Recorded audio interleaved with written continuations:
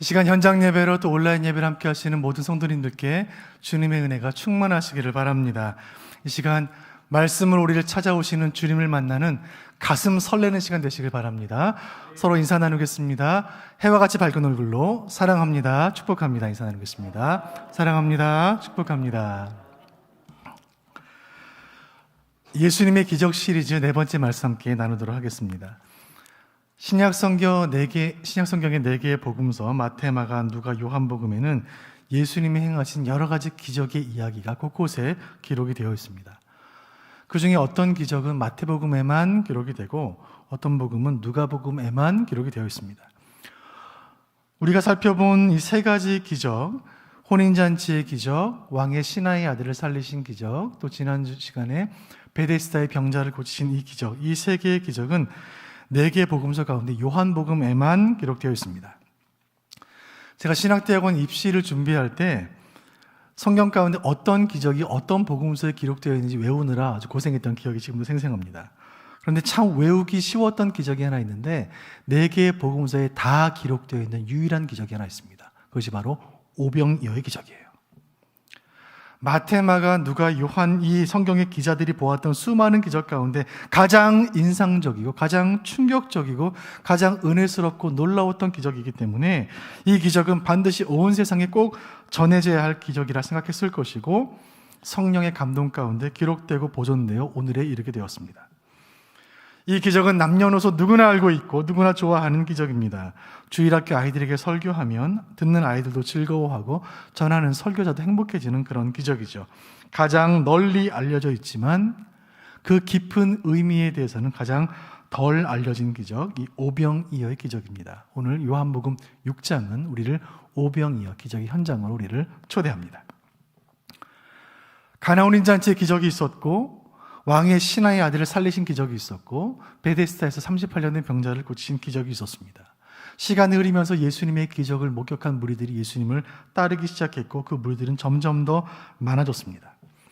그 큰 무리가 예수님을 따르기 시작합니다. 예수님이 갈릴리 바다 건너편으로 가시자 무리들도 예수님을 따랐고 예수님은 산에 오르셔서 무리들에게 말씀을 전하기 시작하셔요.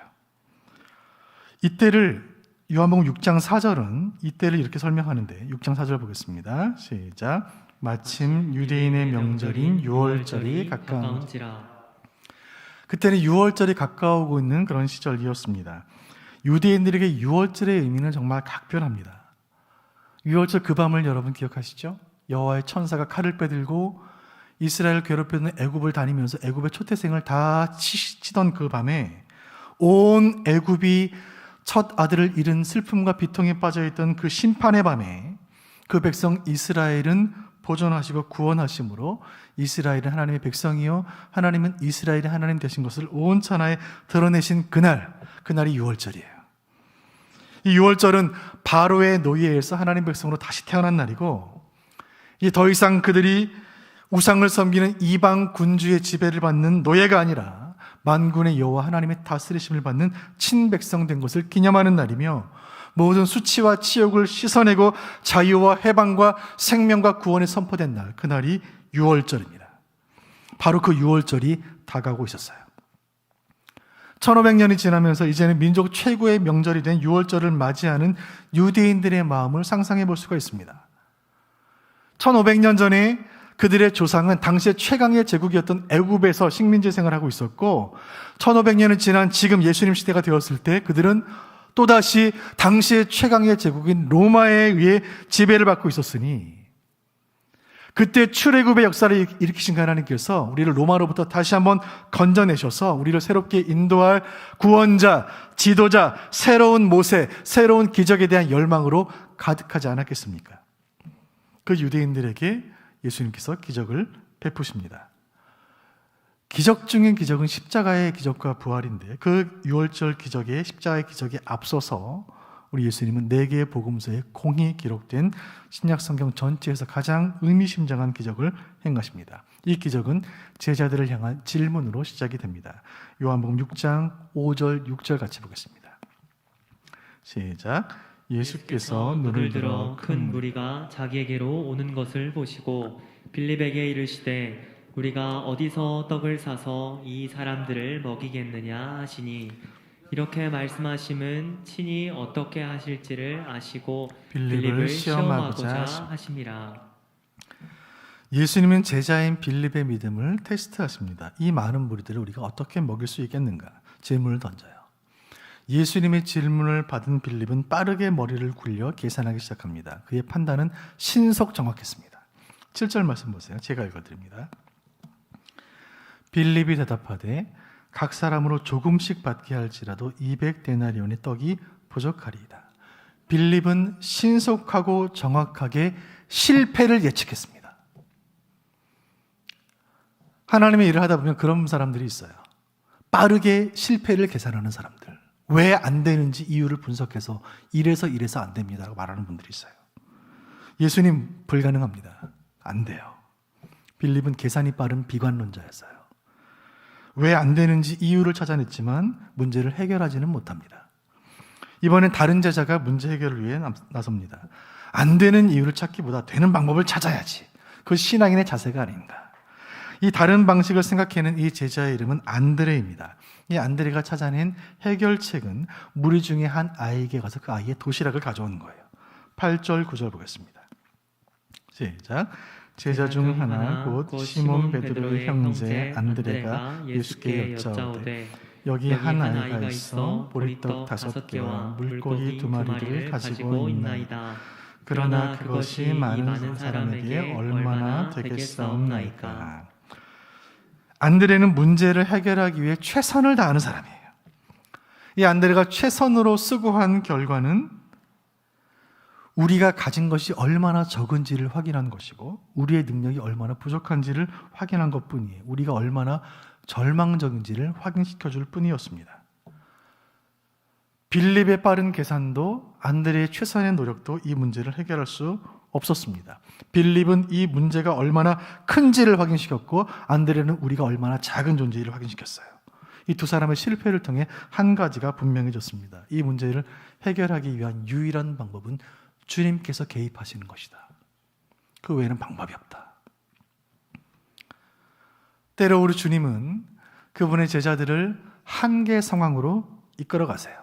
때로 우리 주님은 그분이 피로 세우신 이 교회를 어쩔 수 없는 막다른 환경으로 몰아넣으실 때가 있어요.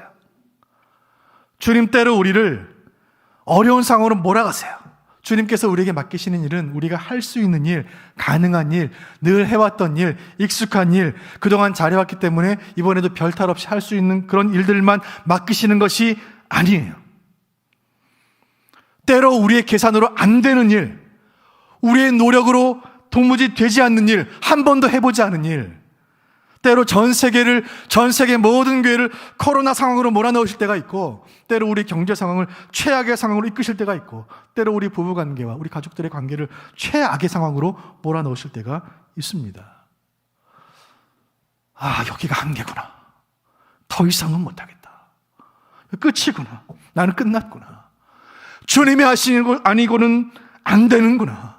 우리 입술에서 이런 탄식이 흘러나올 때 그 순간이야말로 하나님께서 일하시는 순간인 줄로 믿으시길 바랍니다. 하나님이 왜 하나님이신지 확인시켜 주시는 그 순간이 있는 것입니다. 제자들에게는 바로 지금이 그 순간이었어요.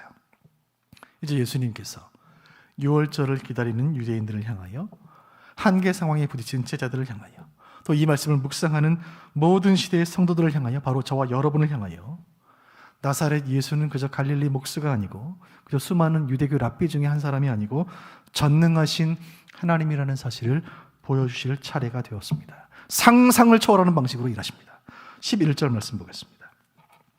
11절 시작. 예수께서 떡을 가져 축사하신 후에 앉아있는 자들에게 나눠주시고 물고기도 그들의 원대로 주시니라. 아멘. 이 위대한 장면을 수많은 화가들이 그림으로 남겼는데 17세기 로코코 화가 조반니 란프랑코는 이런 그림으로 남겼습니다. 예수님이 중심에 서 계시고 바구니를 들고 계시고 떡을 나누어 주시는데, 떡을 받은 사람들의 그 놀라는 표정과 기뻐하는 표정과 떡을 나누는 제자들의 환희에 찬 표정들을 역동적으로 잘 그려낸 명작입니다. 이날 이 현장에 있던 사람들은 최소한 5,000명이에요. 예수님께서 아이의 작은 도시락을 손에 드셨습니다. 전능자께서 사람의 도시락을 손에 드신 거예요. 인간의 불가능을 손에 붙잡으셨습니다. 성도의 부족함을 손에 드신 거예요. 우리 연약함을 두 손에 드신 거예요. 그리고 축사하시고 나누기 시작하자 기적이 시작되었습니다. 보고도 믿기 힘든 장면이 펼쳐지기 시작합니다. 떡과 물고기는 나누면 나눌수록 더 풍족해졌고, 떡과 물고기를 받은 사람들은 모두 배불리 먹었어요. 오늘 말씀 가운데 제자들이 나눠주시고 물고기도 그렇게 그들의 원대로 주시니라. 그들의 원대로 주시니라. 원하는 만큼 주시니라. 대형마트 가면 식품 코너, 시식 코너에 가면 이쑤시개로 음식을 조그맣게 잘라서 맛보게 하는 시식 코너가 있습니다. 맛만 보는 게 아니에요. 원 없이 배부르도록, 배가 터지도록 먹은 거예요. 우리들은 먹고 또 먹었습니다. 메시아신 예수 그리스도께서 줄인 그분의 백성을, 그분의 줄인 영혼과 육체를 넘치도록 채우신 줄로 믿으시길 바랍니다. 이 시간 이 말씀 듣는 우리에게 주님께서 기적을 베푸시기를 간절히 소원합니다. 우리의 한계와 우리의 절망과 우리의 연약함을 주님의 도선에 올려드릴 때 주님께서 기적을 베푸실 줄로 믿으시기를 바랍니다. 우리의 탄식과 우리의 애통과 답답한 마음과 이 모든 눈물을 기도에 담아 하늘 왕이신 주님의 도선에 올려드립니다. 주여 받으시고 축사하시고 넘치는 기적을 베풀어 주옵소서. 그날 그 광야에서 벌어진 한바탕 그 큰 잔치, 평생 잊지 못할 그 신나고 멋진 축제 같은 식사는 그렇게 끝이 났습니다. 모두가 배불렀고 모든 것이 해피엔딩으로 끝난 것처럼 보입니다. 그런데 배부른 무리들의 뜻밖의 반응을 14절이 기록합니다. 14절 봅니다. 시작. 그 사람들이 예수께서 행하신 이 표적을 보고 말하되 이는 참으로 세상에 오실 그 선지자라 하더라. 이 무리들은 예수님을 선지자로 인식하기 시작해요. 이날 그 광야에서 그 떡을 먹은 그 유대인들은, 그 기적을 목도한 유대인들은 첫 번째 유월절의 주인공 모세를 떠올렸을 거예요. 지금 우리에게 떡을 나눠주시는 저 예수라는 분은 과거에 우리 조상들을 애굽에서 이끌어냈던 그 구원자, 광야에서 만나를 내리게 했던 우리 지도자, 선지자 모세 같은 사람이 아닌가. 모세가 행했던 기적을 다시 행하는 것이 아닌가. 무리들은 이 마음으로 예수님을 붙잡으려고 합니다. 15절 제가 읽어드립니다. 그러므로 예수께서 그들이 와서 자기를 억지로 붙들어 임금으로 삼으려는 줄 아시고 다시 혼자 산으로 떠나가시니라. 무리들이 자신을 붙잡으려고 하자 예수님은 그 무리를 두고 산으로 떠나가셨습니다. 왜 그렇게 하셨을까요? 예수님을 지도자로 삼아 자신들이 필요할 때마다, 자신들이 아쉬울 때마다 자신들의 필요를 해결하고 배고픔을 해결하려고 하는 그들의 내면을 꿰뚫어 보신 거예요. 무리들에게 진정으로 필요한 것은 당장의 육신의 배고픔을 해결할 임금이 아니고 로마의 정치적인 압제를 끝낼 지도자가 아니라는 사실을 예수님의 행동으로 보여주시는 거예요. 무리를 두고 산으로 올라가세요. 사랑하는 여러분, 기적을 보고 억지로 예수님을 붙들어 임금 삼이라는 그런 무리들을 떠나가시는 예수님의 모습을 통하여 교훈과 도전을 받아야 할 것입니다. 우리 예수님은 우리 육신의 배고픔을 해결하고 우리 인생의 문제를 해결하고 이 민족의 고통을 해결하는 세상 임금이 아닙니다. 참으로 안타까운 것은 신앙생활 30년, 40년을 해도 수많은 성도들이 이렇게 예수님을 오해하고 있다는 거예요. 여러분, 예수님은 나의 욕망을 충족시키는 존재가 아니에요. 예수님은 내 인생의 소원을 이루시는 분이 아니에요. 성경은 말합니다. 예수 그리스도는 우리를 섬기는 왕이 아니라 우리가 섬겨야 할 왕이시다. 간절히 바라기는 우리 가운데 예수님을 억지로 붙들어 임금 삼으려는 어리석은 인생들이 한 분도 없으시기를 바랍니다. 주님은 우리의 욕망을 채우는 세상의 임금이 아니에요. 예수님 우리를 먹이시되 생명의 떡으로 먹이시고 우리를 가르치시되 하늘의 진리로 가르치시며 우리를 다스리시되 하늘의 하나님의 공의와 권능으로 다스리시는 만왕의 왕이신 줄로 믿습니다. 그분을 나의 구주요 주인으로 고백하는 지금 이 시간 말씀을 통하여 만왕의 왕이신 예수님께서 우리를 만나주시는 줄로 믿으시기를 바랍니다. 이 기적은 오병이어의 기적이라고 불려요. 작은 도시락이 일으킨 거대한 기적. 과연 이 기적은 모든 성도들이 사모하고 기대할 만한 위대한 기적입니다. 그런데 이것이 끝이 아니에요. 여기서 설교를 멈춘다면 이 말씀의 은혜를 절반밖에 다루지 않은 것입니다. 더 깊은 의미가 있어요. 기적은 끝났고 다음 날이 되었습니다. 어제 그 기적을 보았던 유대인들이 다시 예수님을 찾아왔어요. 6장 30절 봅니다. 시작. 그들이 묻되 그러면 우리가 보고 당신을 믿도록 행하시는 표적이 무엇이니까? 하시는 일이 무엇이니까?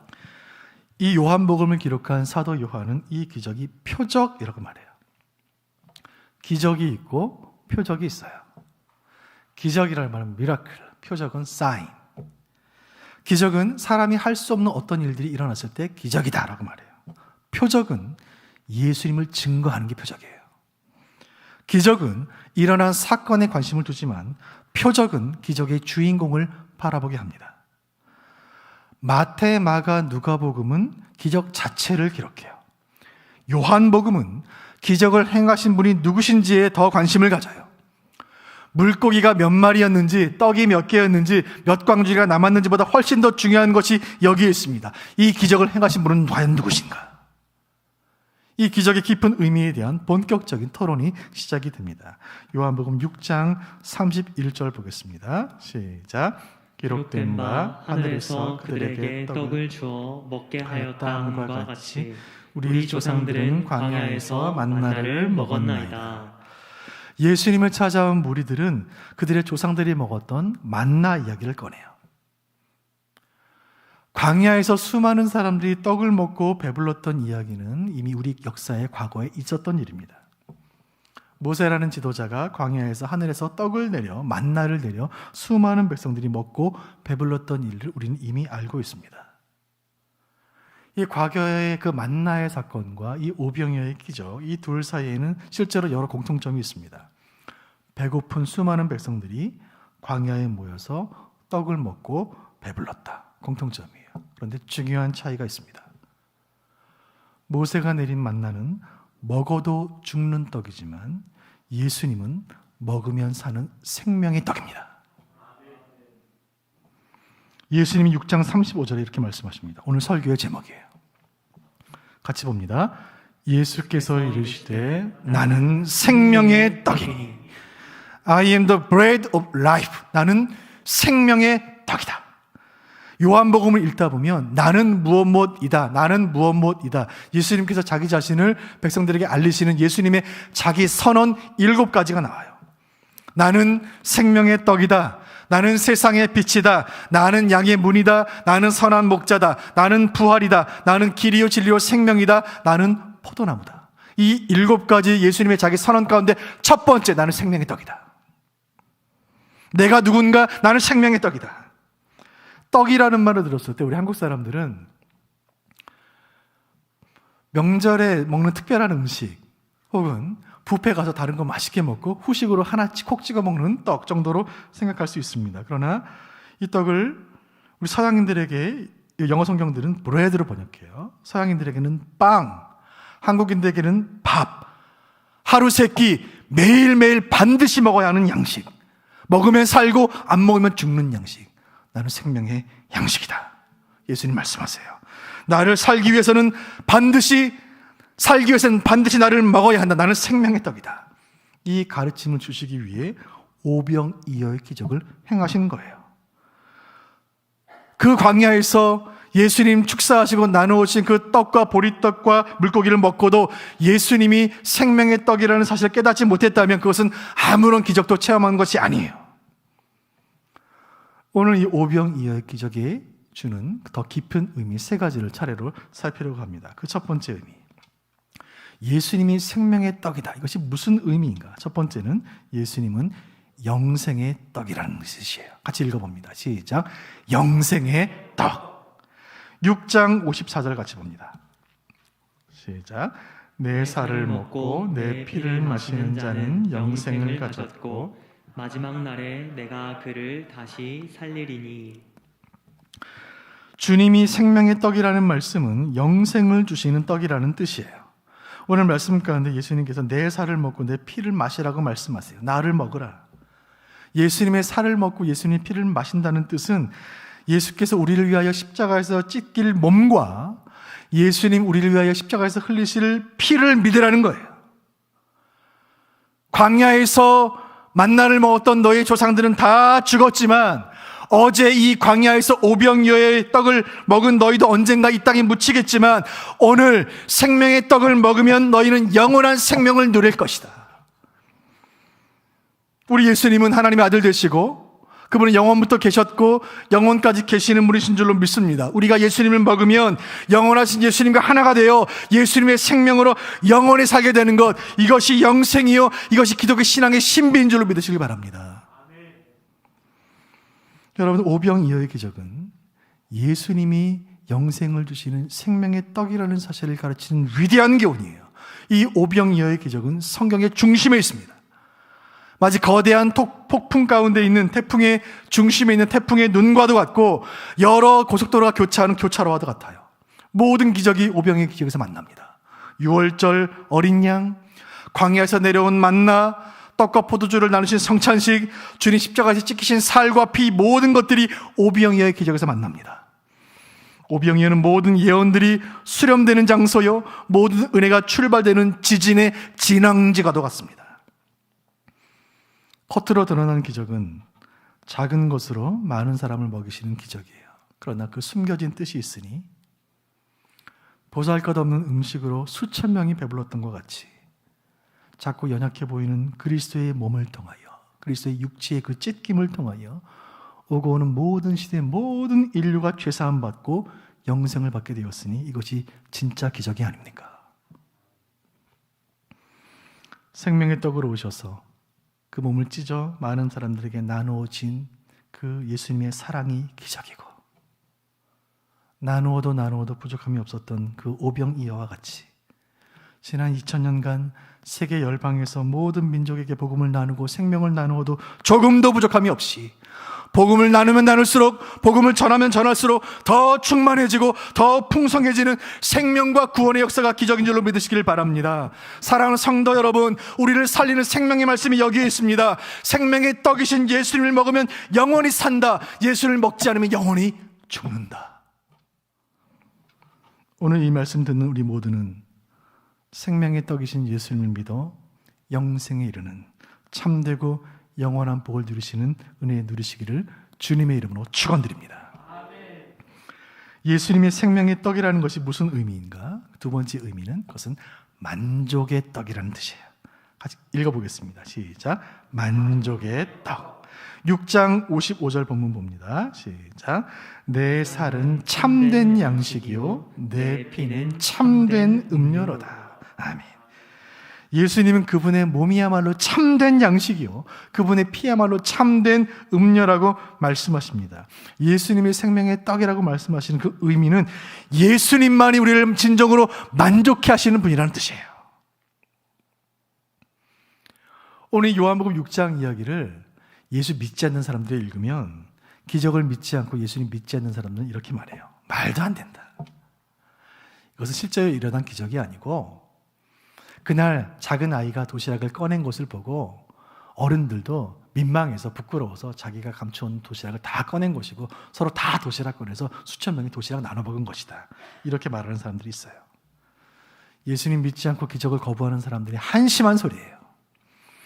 그런데 100번, 1000번, 10,000번 양보해서 그렇다고 한들, 그렇게 한 끼를 잘 먹었다고 한들 몇 시간만 지나면 다시 배고프게 될 텐데 그것이 무슨 기적입니까? 점심 한 끼 잘 먹어도, 아무리 잘 먹어도 저녁이 되면 또 배가 고플 텐데 여러분, 이것이 무슨 4개의 복음서에 다 기록될 만한 그런 큰 기적인가요? 예루살렘 성전 앞에 앉아있던 그 거린의 이야기를 여러분 기억하실 거예요. 성전 미문 앞에 앉아있던 그 걷지 못하는 거린, 온종일 지나는 사람들을 애처롭게 바라봅니다. 왜요? 동전 하나를 구하려고. 운이 좋아서 동전 하나를 얻으면 그 동전으로 빵을 사서 하루를 버티는 거예요. 그 빵을 사서 하루를 먹어도 다음 날이 되면 또 빵을 얻기 위해 또 이 자리에 나와 또 구걸을 해야 합니다. 성경은 그가 매일 그 자리에 앉아 있었다고 말해요. 그날은 베드로가 그의 곁을 지나갑니다. 베드로는 그 사람을 바라보았어요. 거린에게 다가갑니다. 말합니다. 거린이여, 당신에게 필요한 것은 동전이 아닙니다. 이 하루를 연명할 빵을 살 작은 동전 하나가 아닙니다.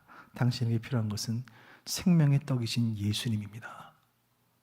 은과 금은 나에게 없지만 나에게 있는 것을 그대에게 주노니 곧 나사렛 예수의 이름으로 일어나 걸어라. 그 거린이 자리에서 일어나 걷게 된 줄로 믿습니다. 여러분, 우리에게 필요한 것은 하루를 살 빵이 아니라 생명의 떡이신 예수님이세요. 여러분, 눈을 들어 세상을 바라보시길 바랍니다. 영적인 눈으로 세상을 바라보세요. 코로나와 싸우며 분주히 살아가는 수많은 사람들, 치열한 입시와 취업을 준비하는 이 젊은이들, 눈코 뜰 새 없이 바쁘게 전쟁 같은 일상을 살아가는 세상의 사람들. 그러나 이상한 것은, 참으로 이상한 것은 열심히 살면 살수록 더 만족함이 없고, 마치 바닷물을 마시면 마실수록 더 뭘 갈증을 느끼는 것처럼, 마침내 생명을 잃을 수도 있는 것처럼 수고하면 수고할수록 더 고통스럽고 더 만족함이 없는 시대가 아닙니까? 생명의 떡이 필요한 줄도 모르고, 생명의 떡이 예수님이라는 사실도 모르고 그렇게 살아가는 사람들 가운데, 썩을 양식을 위하여 일하는 시대, 영원한 양식에 무관심한 그 시대의 사람들 가운데 저와 여러분을 구별하여 부르시고 이 시간 참된 양식으로 먹여주시는 주님의 은혜를 찬양하시기를 바랍니다. 먹어도 다시 줄일 수밖에 없는 세상의 양식이 아니라 하늘로부터 내려온 하늘의 양식, 그 말씀이 우리에게 참된 만족을 주는 주님의 생명의 떡인 줄로 믿으시기를 바랍니다. 지금 이 시간 강단을 통하여 주시는 생명의 말씀을 먹고 마시며 저와 여러분은 세상에 줄 수도 없고 세상은 알 수도 없는 예수님만이 허락하시는 참된 만족을 누리시기를 주님의 이름으로 축원드립니다. 예수님이 생명의 떡이라는 말씀의 세 번째 의미는, 그 떡은 연합의 떡이라는 뜻이에요. 읽어봅니다. 시작. 연합의 떡. 6장 56절 본문 봅니다. 시작. 내 살을 먹고 내 피를 마시는 자는 내 안에 거하고 나도 그의 안에 거하나니. 아멘.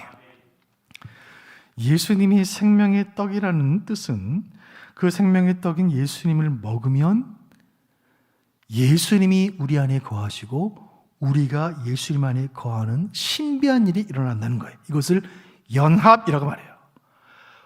우리와 예수님이 하나가 되는 거예요.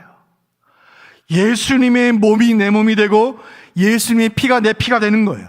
죄인된 우리가 거룩하신 하나님과 하나님의 아들과 하나가 되는 거예요. 예수님의 생각이 내 생각이 되고 예수님의 존재가 내 존재가 되고, 여러분, 예수님을 먹는다는 것은 예수님 말씀을 통하여 내 생각이 새로워지고 내 언어가 깨끗해지고 내 삶이 정결해지고 우리가 예수님을 닮아간다는 뜻입니다. 예수님의 눈으로 세상을 바라보고 예수님의 섬김으로 세상을 섬기며 예수님의 사랑으로 원수까지도 사랑하게 되는 거예요. 내가 죽고 내 안에 예수님이 사는 거예요. 우리가 예수님과 하나가 된다는 뜻은 지금까지 오늘 이 순간까지 내 힘으로 살아오던 내 인생은 중단되고 이제부터 내 안에 사시는 그리스도의 능력으로 새로운 인생이 시작된다는 뜻이에요. 그저 내 생각대로, 내 경험대로, 내 지식대로 살다가 절망하는 삶이 아니라 오직 주여 은혜를 주옵소서, 하나님의 은혜를 붙잡고 그 고난도 시련도 믿음 가운데 넉넉히 이겨내는 인생으로 비상한다는 뜻입니다. 이 은혜를 우리에게 부어주기를 간절히 소원합니다. 이 예배를 참여하여 이 말씀 듣는 우리 모두는 생명의 떡이신 그리스도와 연합하여 그의 생명을 누리며 그 생명으로 세상을 살리는 영광스러운 인생들 되시기를 주님의 이름으로 축원드립니다. 이것이 예수님이 생명의 떡이라는 말씀의 의미입니다. 그렇게 오병이의 기적이 끝났고 그날로부터 시간이 흘러갑니다. 예수님의 모든 사역이 끝났고 예수님이 십자가를 앞두신 시점이 되었습니다. 그날도 6월절이었어요. 예수님이 마지막 6월절. 그날 예수께서 마지막으로 그 제자들과 함께 나누신 그 6월절 식사를 거룩한 저녁 식사, 성만찬이라고 불러요. 지금도 지구상의 모든 교회들은 이날을 성찬 예식으로 기념하며 이날을 기억합니다. 십자가를 앞두시고 예수님이 제자들과 식사를 나누십니다. 큰 떡을 손에 들고 떡을 떼어 주시면서 이것은 이제 곧 내가 십자가에서 지킬 나의 몸이다. 포도주를 잔에 따라 주시면서 이것은 이제 곧 내가 십자가에서 쏟을 나의 물과 피다. 나의 생명이다. 그날 그 자리에서 예수님의 떡을 받고 잔을 받은 제자들은 아마도 수년 전에 있었던 오병이어의 순간을 떠올렸을 것입니다. 아, 그렇구나. 예수님 생명의 떡이시구나. 이 떡은 영생의 떡이구나. 나를 만족하게 하는 떡이구나. 주님과 하나 되는 떡이구나. 그날 그 만찬에 참여하여 그 떡을 먹은 제자들은 주님과 연합되어 그리스도의 능력을 위로부터 공급받아 초대교회 기둥 같은 지도자들이 되어 교회를 살리고 세상을 변화시키는 존귀한 사도들로 쓰임받게 된 줄로 믿으시기를 바랍니다. 사랑하는 수원북부의 교우 여러분, 이 은혜를 주시기를 원합니다. 예수께서 자신의 몸과 피를 쏟으며 가르친 이 복음의 신비를 깨닫는 지혜 주시기를 원합니다. 이 자리에 모인 우리 모두는 생명의 떡이신 예수님을 믿고 생명의 말씀이신 주의 말씀을 믿어 그리스도의 생명에 연합되어 천국의 은혜와 소망으로 충만케 되시기를 주님의 이름으로 축원드립니다. 오늘 말씀 주시는 교훈을 한 문장으로 이렇게 정리할 수 있겠습니다. 함께 읽어보겠습니다. 시작. 예수님은 우리에게 생명을 주시는 하나님의 말씀이시다. 아멘. 오병이어 기적의 핵심은 작은 도시락으로 수천 명을 먹이는 것에 있지 않습니다. 예수님이 모세보다 위대하신 이유는 육신을 배부르게 하는 떡에 그치지 않고 그 자신이 영혼을 영원히 만족케 하시는 생명의 떡으로 오셨다는 데있습니다. 이 주일 아침 주님 주시는 양식으로 배부르게 하여 주옵소서. 생명의 떡으로 오신 예수님을 믿으면 영원히 살 것이요 예수님 먹지 않으면 영원히 죽는 것을 믿게 하여 주옵소서. 바라기를 이 한 주간 이 믿음으로 승리한 여러분 되시길 바랍니다. 이 한 주간 동안 오병이어의 기적이 여러분의 삶의 현장에 나타나시기를 바랍니다. 작은 헌신을 통하여 큰 기적을 이루시는 주님의 역사가 여러분의 삶에 풍성하시기를 바랍니다. 그리고 무엇보다 한 주간 살아가시면서 썩어질 양식을 위하여 수고하는 인생이 아니라 나를 살리는 양식, 영원한 양식이신 생명의 떡이신 예수님을 먹고 그 은혜를 공급받아 이 광야 같은 세상에서 승리하는 여러분 되시기를 주님의 이름으로 축원드립니다.